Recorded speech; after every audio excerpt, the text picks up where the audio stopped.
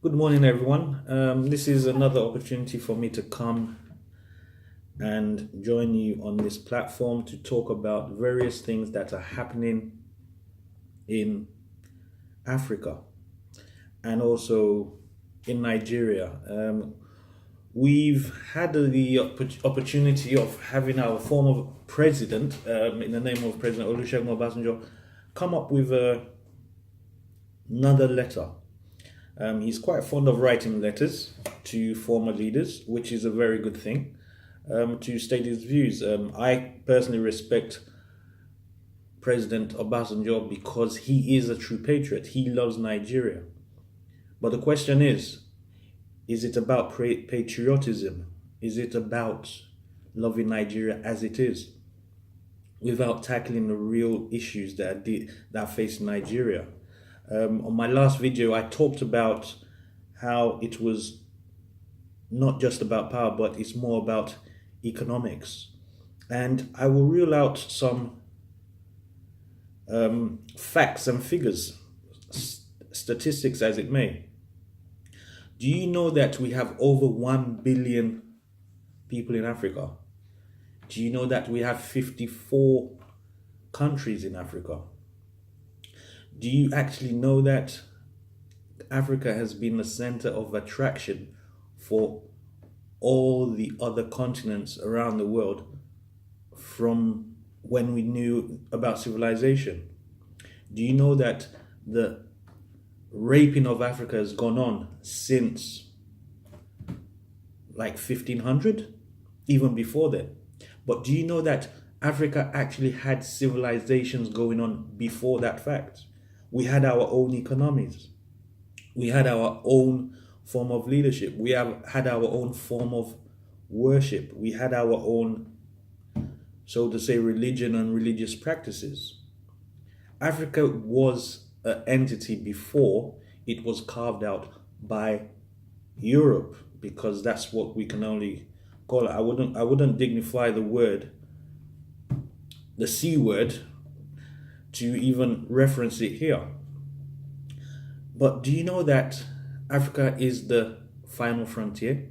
Africa is the final industrial frontier. That's why, as they were scrambling for Africa back in the 1500s, all the way up to this 21st century, they are still scrambling for Africa now as we speak. Why do I say that? Why do I make that point? Well, I make that point because who are the most investors in Africa right now? Who were the ones coming into Africa? And who were the ones who dissipated Africa? Who were the ones who took out all the natural resources of Africa? Who were the ones who did not actually build good infrastructure, good roads? They did things at that time so as to benefit themselves, not to benefit the Africans. So are you seeing the pattern here? Are you seeing what they're doing? Are you seeing how the rape continues? Let's pick a country, for instance, Nigeria. Nigeria has petroleum. But what happens to our petroleum? It goes out of Nigeria. It comes back as processed product. Who benefits? Not the Nigerians, because they're paying through their noses for petrol.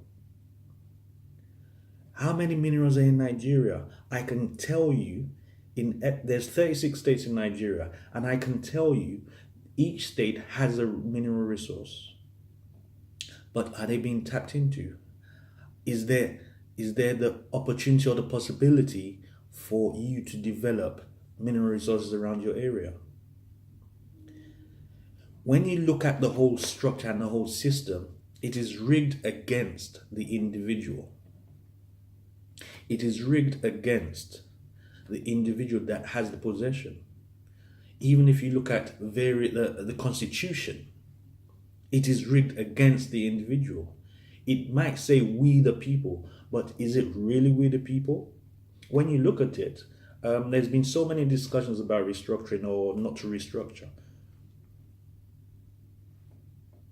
If you don't restructure, if you don't put the power back into the hands of the people, how would you get the people out of poverty?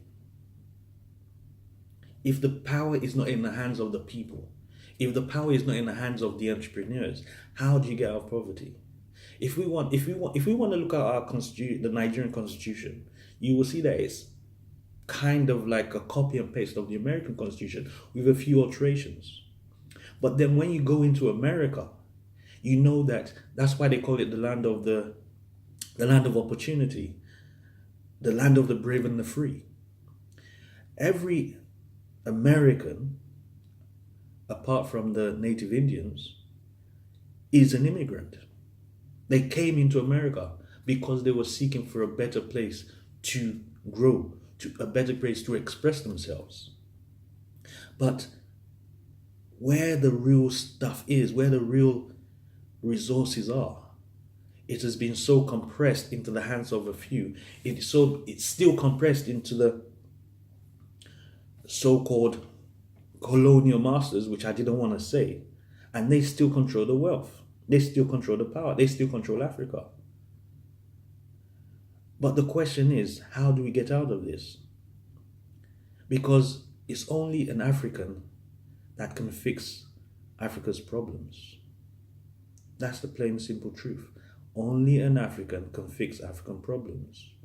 Only when Africans come together and understand their problems, understand their history, understand what went before we are where we are today. Let me reel out some more figures for you. Do you realize in America right now, today, Nigerians have 37% degrees, which is more than people that actually were born in America. Nigerians that have gone over to America, they have 37% degrees. They have 17% master's degrees. They have 4% of doctorates. Nigerians. Let me tell you another statistic. Do you know that 14 Francophone countries still have ties to their colonial masters? Their reserves are still controlled by the colonial masters. So if another African country is going to be doing business with a Francophone country, previous Francophone country, they still have to go through France. How crazy is that? You still have to go through the French to do business with another African country. I hope you're getting what I'm saying here. We're still tied into bondage, and we need to break out of that bondage. And let me tell you the honest truth, only Africans can break themselves out of that bondage. No one's going to do it. We have to do it by ourselves. Let me rule out another statistic for you, which might even shock you more, which is the opportunity I'm trying to point out here. In Nigeria, we have 180 million people. 75% of the people are youth, which means that's equivalent to 135 million, and these are under 45. You have 40% of these youth that cannot be employed, which is another 62.5% because of lack of skills. What am I trying to say here? We need reorientation, different forms of reorientation. Let me point out another statistic for you. About 1.7 million people write JAM. About 650,000 gain admission into university. Then in that 650,000, let's say give or take about 400,000 graduate out of university. How many jobs are we creating? Who is going to create these jobs? Because believe it or not, the government cannot create jobs for you. Why am I saying that? Because government is not in the business of doing business. Government is in the business of maintaining a structure, maintaining how a business should run. So they don't do business because if you look through different countries, most of the time they cater out their businesses to the private sector because so much money goes waste in government. What am I trying to point out here? We need to build our entrepreneurial structures. Africans need to get into the business of investing in Africa. Africans all around the world, both home, both abroad, need to create businesses. But let me tell you one thing. One problem that we have is they divide us. There's a statement called divide and rule, divide and conquer. And that has been going on through Kingdom Come. Divide and conquer. So once you're divided, there is no way you can work together. Give or take, let me even go a bit deeper into Nigeria now. Nigeria is a nation of, depending on who you listen to, over 200 ethnic groups, 300 ethnic groups. Most of these ethnic groups have clashes because of supremacy, because one wants to be better than the other. There is no equality in any nation of the world. Even if you listen to the American Constitution, everyone has to have equal rights. How can you be in a nation where the rights are not equal, where someone is seen to be superior or tries to feel that they are superior to the other? How can that work? It can never work. There can never be trust. And the only way any society, any country, any continent can come out of trouble is by uniting. Let me tell you more about history. Way back when Europe came to Africa in the name of expeditions, they had to sit down and discuss how they will carve out Africa. If you notice, the English came, the French came, the Portuguese came, the Germans came, the Dutch came, and they started fighting each other. But then they had to sit down and agree to who's going to get what, who's going to take what. If I'm here, you can't come that close. This is how they carved out Africa. I'm not just saying this. This is in history. This is in the history that has been clouded. This is in the history that they've stopped us from knowing and seeing. This is history I'm talking about here. This is not about, oh, they said. And do you want to know the truth? Nigeria pre-existed before 1914. This is in the history books as well. But they will want you to believe what they tell you. My question is, what are we teaching in our own history? I wrote a book called The Truth About You, and it's all about identity. What is your identity? Do you know your identity? Because if you do not know your identity, there's no way you can move forward. If you don't know where you've been coming from, there's no way you can know where you're going. You'll just be going round and round in a circle. It is important for us to get an understanding of who we are. Because once we get an understanding of who we are as a nation, as a country, even as individuals, then we will understand how we need to break out of the cycle of repetitive poverty, repetitive bad leadership. We have to stand up and think and move forward and decide that enough is enough. They do not want us to prosper because it's to their disbenefit. If Africa prospers, we will not need to go to the world, to the Western world. We will not need to go to the Eastern world. We will not need to go to China. We will not need to go to Dubai. We will not need to go to America. We will not need to go to Venezuela, Brazil. Name the country. We will be able to stay in our own domain and build our own domain. Do you realize that even the Chinese were at a low point at some time? And do you realize the Chinese actually closed themselves in to rethink the whole dynamics of how they will get out of the poverty that they were in? Did you know that? No, they wouldn't tell you that. They would simply say that, oh, the Chinese in the 1980s, they built their economy and when they opened their economy up. But before pre-1980, pre-1976, 1977, the Chinese closed themselves up way back in the 1940s to rethink. The Chinese sent out Chinese people to go and learn how the Europeans, the Americans, how they were doing things, how they became so successful, how they became economic powers. And when they got the knowledge, they went back and applied it back into their own country. At the moment, Africa is at a crossroad. It's either make or break for Africa. There's a change. There's a wind of change that's going around. The older moving on, and the youth are coming on board. The question is, what kind of youth have we built? What kind of youth are taking over? What is the agenda to go forward? Is it a forward thinking, a transforming, a visionary agenda? Or is it the same status quo? Is it the same business as same usual as we've been doing business? The question is down to you. How are we going to break out of that situation? The beauty of it is we have the people that can do it. We have people that have gone out of Africa. Because let me tell you one true thing.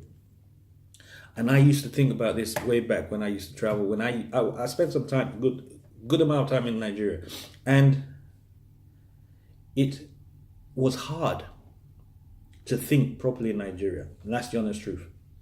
Because things are just moving, things are so stressful, things are so pressurized that for you to just, you can't afford literally to just sit down and start thinking.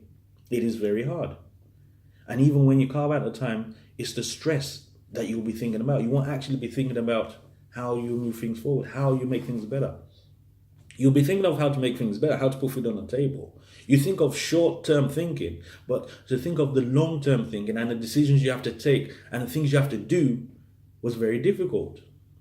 And it took me having to come out of Nigeria and then have the time and space to like, okay, what have I done?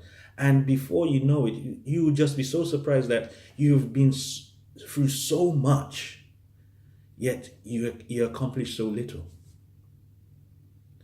So the people that can really, and this is the honest truth, that can really fix Africa are Africans, and majority of them are in the diaspora. I'm not going to lie to you. The majority of those that can fix Africa are in the diaspora, and they have to work together. It has to be a coalition.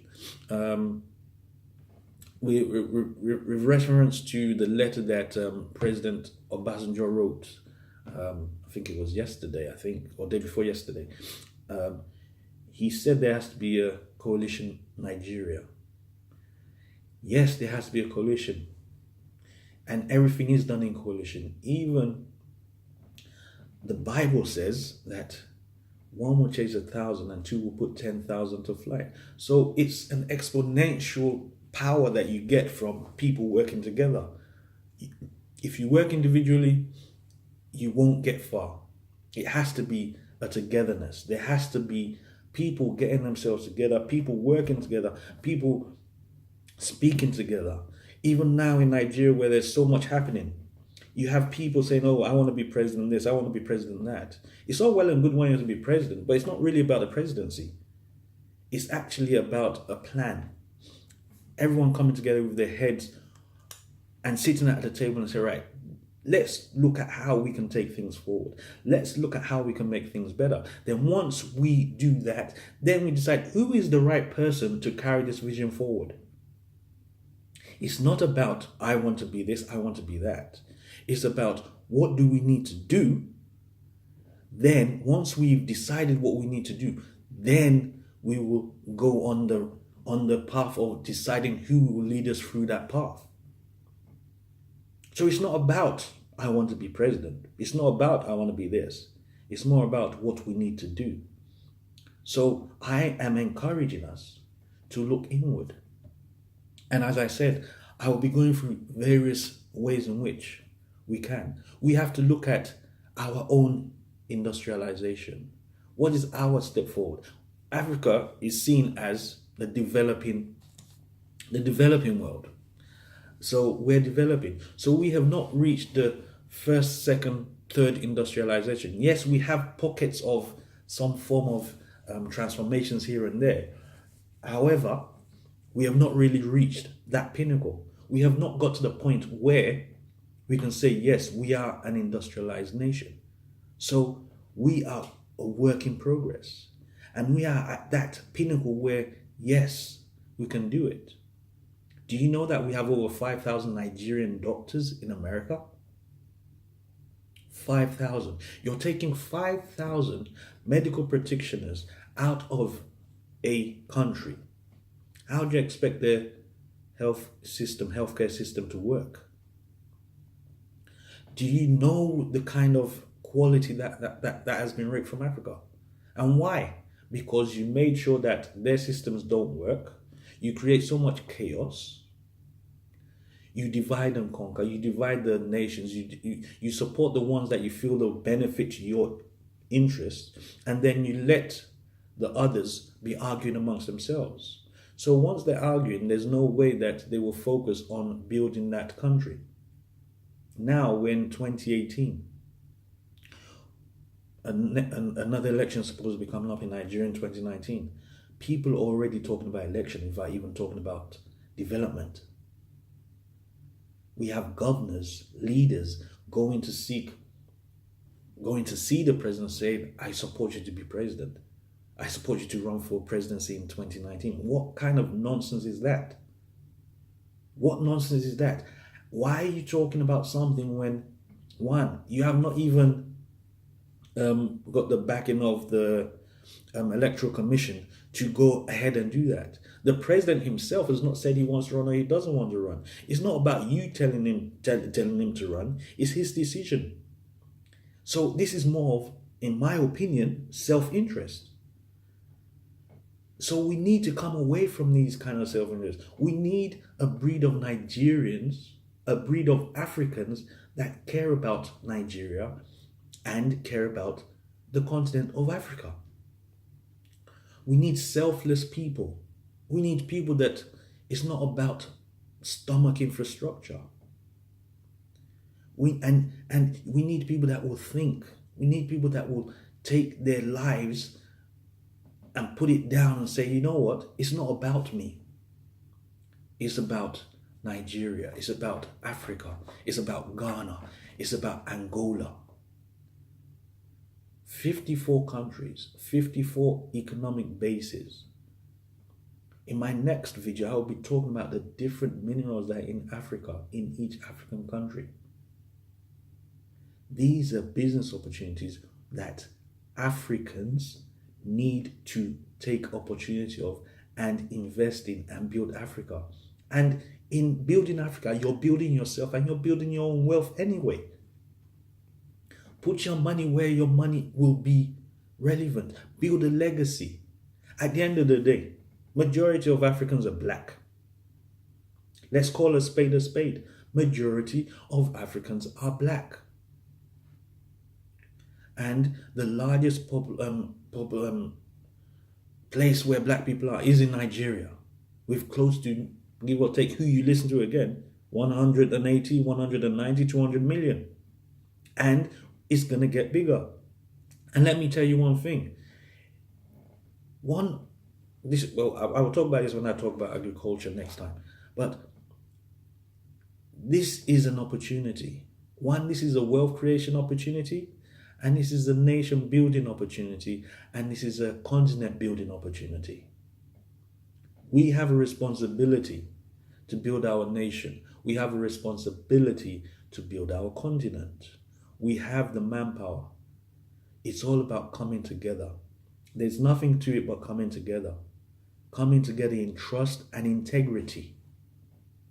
The problem is there has been lack of integrity. There has been lack of trust. You don't trust your next man next door. And I don't really blame you, because I've been burnt as well. But at the end of the day, you put the right things in place to avoid getting burned. There are different ways in doing business now, and you can do business abroad without getting burned. You can do official business. And let me tell you one other thing. The power is in economics. I say that again. The power is in economics. It's the people that have the economic power that make the right decision. Or not sorry, not make the right decision, but make the world decisions. Let me break something down for you, which just happened. President Obasanjo, former president, but he's still a president, gave a letter. He's given letters over time. And these letters have had major impact. You can tell me that they don't, but they do. Let's call a spade again. These letters have impact. See how it's been going on for the last couple of days. When he wrote a similar letter like that 3 or 4 years ago, same impact. Why can President Obasanjo write letters? Because as much as he has been an ex-president, which no one really takes notice of, he still has economic power. You don't see ex-President Shagari writing letters. You don't see ex-President Jonathan writing letters, but you do see ex-President Shagari writing letters. And why? He's got power in agriculture. And from agriculture, he's extending his power and tentacles all around.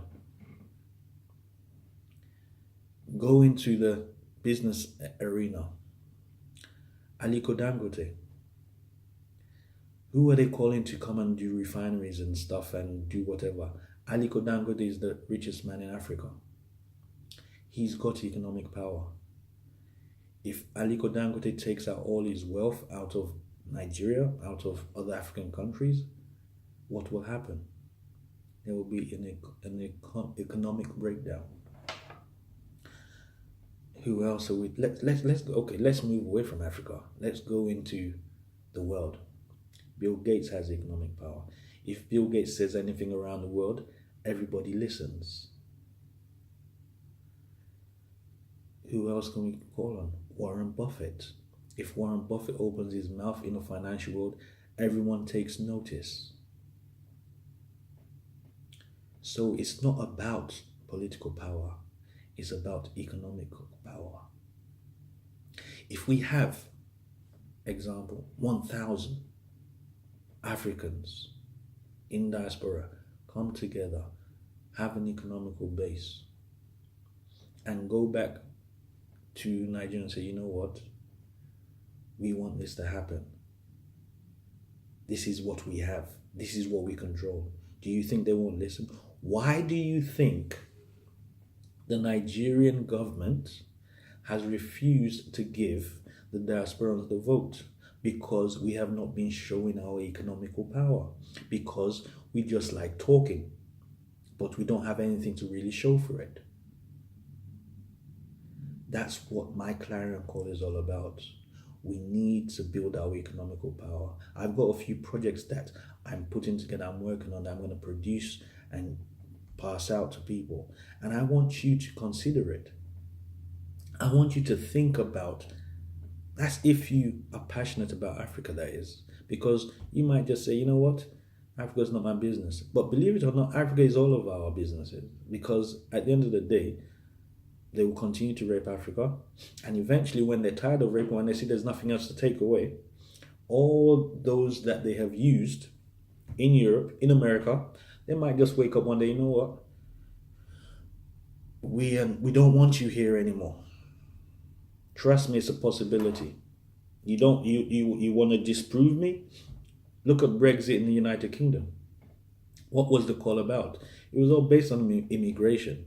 Who was the people that started suffering it? Everybody. It didn't care whether you didn't have papers or you didn't have anything. Everyone was looked at as if they didn't, just because of the color of your skin. So, trust me. I tell my kids this. What if one day they just say, oh, you people get out of our country? What are you going to do then? What have you built? Where would you go? Look at the people that sold everything to go on a journey to Libya. They sold everything they had. They went through, they didn't even get as far as the Mediterranean. They only got as far as Libya. And then they became slaves in Africa, in their own country, in their own continent. Now they're all crying and begging to come back to Nigeria. And Some of them have come back, but they have nothing to come back to. They didn't even get as far as Europe. So instead of having to go through that torment, selling everything you have, why don't we look at ways in which we can build our own continent and let our continent be the envy of the world? Our continent is the envy of the world, actually. That's why they're all coming to steal everything or rape everything in the name of before it was illegal rape. Now they're doing it as a legal rape, because before they just come and kill and do whatever. Now they shake hands, they give backhanders to a few, and everything just goes, and we sign all these ridiculous contracts. Do you know the seven kings, I think they're called, the people that control the majority of the crude around the world, the companies? There's so much to open up, but we're going to do it gradually. Thank you for this time with you. I'm going to stop here because I've been rambling on for a while, but I hope to produce a video every week. That's the plan. I'm going to try and be consistent about this. In the past, maybe a few years ago, that consistency has been lacking, but I am going to try this time to make sure. This is an important topic. This is an important issue, and we have a responsibility. Us that are in the position of educating, us that are in the position of enlightening, us that are in the position of empowering, we have a responsibility to do so. Everyone has been given a talent. Everyone has been given something to do. We all have a responsibility to do it. Because believe it or not, we are all going to be accountable. We are all going to answer. Whether you like it or not, it's just like gravity. You don't have to believe in gravity, but the fact is, it's a law.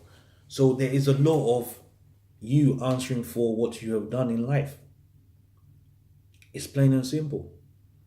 And there is a reward for whatever you do, good or bad. So there is a good reward or there's a bad reward. Either way, you're going to pay.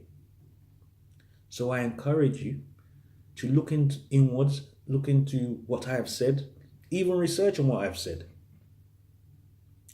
14 African Francophone countries are still paying. They're still tied. They're still put into a box. They can't express. That's why if you go and check, a majority of the Francophone leaders have been there for years. And if you decide that you don't want to pay anymore, something happens to you. Have you heard of how many regime changes there have been?